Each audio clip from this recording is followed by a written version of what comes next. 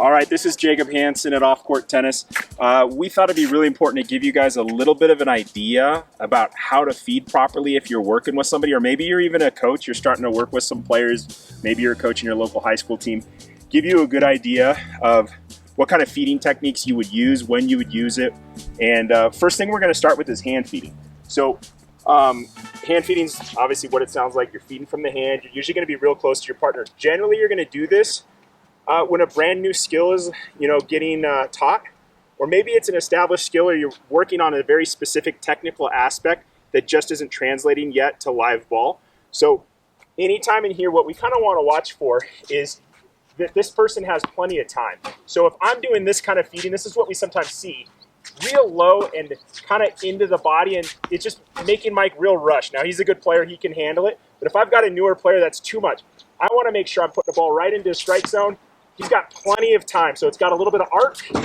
It's going to come down. Hopefully it's going to cut, the peak is going to be right in his hitting zone. So that's generally what we're going to think. In the hand feeding drills, we want just a little bit of a shape so it gets a nice bounce right up there. We don't want anything real low and fast, because that's just going to not give this player enough time to work on whatever it is you're training. So once I've kind of worked on a skill and I've gotten the hand feeding and that's going really well, I feel like, they're hitting on all cylinders, or enough that I feel like they need a little bit more of a challenge. Generally, what you're going to want to step into is a backspin feed, all right? So you're going to be in your volley grip, you're hitting backspin or underspin or slice, whatever you want to call it.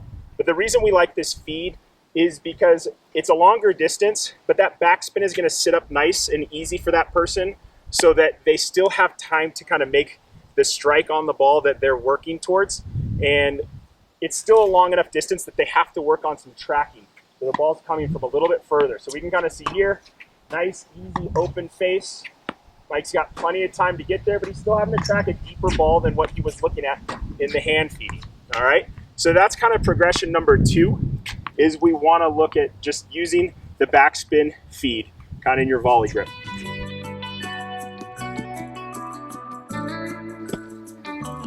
Okay, so once somebody's comfortable using, off of the backspin feed, we want to start looking at, ramping up the challenge a little bit for them, more game time type match conditions. So you might start then just working a topspin feed. So I can choke up. If you need a little bit more control, you're welcome to choke up. You can do a full swing, whatever is comfortable. But I'm just looking now to give them that higher bounce, truer ball in match conditions. And so typically we'll just let it bounce and kind of come off there. And now he's getting a decent ball. It's much more challenging than the first 2.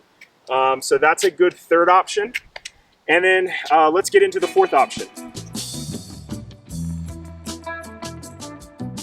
Okay, so our last kind of feeding direction that we're going to give you today is really a double bounce feed. And it's designed to give even a more heavy ball than the topspin feed. So just watch, it's real simple. I'm going to actually bounce it on my side, and this is going to give Mike a really active ball, even more so than the third feed we showed. And I can really juice it up.